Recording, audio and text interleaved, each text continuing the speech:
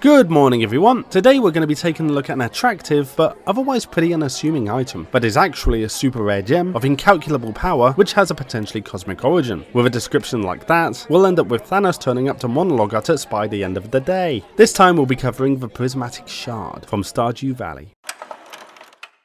The Prismatic Shard is a multicolour gem, appearing almost as a rainbow, and is primarily found within mystic stones, for those skilled enough to know what they're looking for, as well as occasionally in iridium nodes and omnigeodes. The shard has a number of uses, including the enchantment of equipment and tailoring of special clothing, but also has an array of strange and mystical uses too.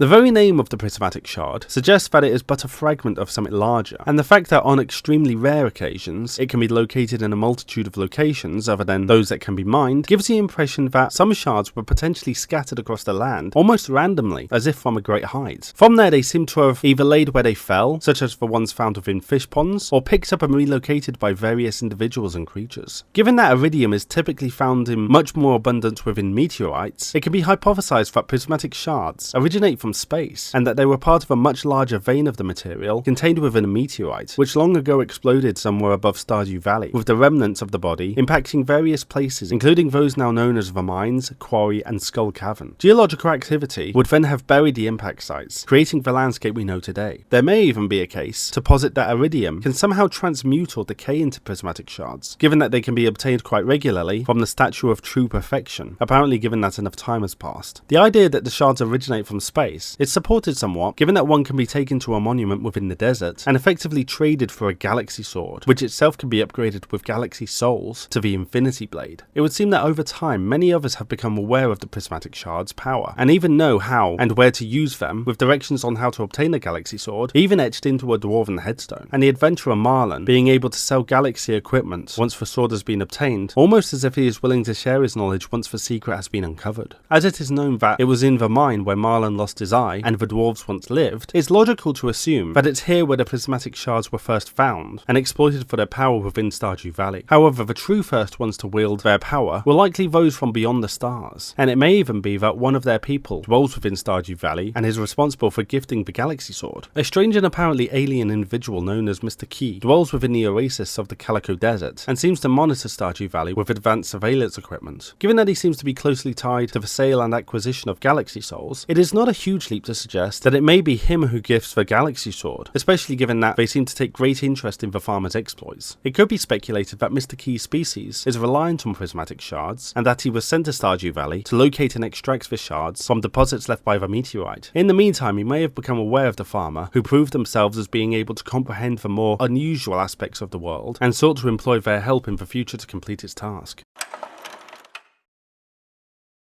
While it can only be speculated that prismatic shards are the building blocks of an alien civilization, sought out by an interstellar prospector of sorts, it is clear that the shards are a rare commodity and do have demonstrable power. While this power seems on the face of it to be quite limited, if used in enough abundance and with sufficient knowledge, they may be far more potent. As such, the prismatic shards have been assigned an artifact rating of remarkable.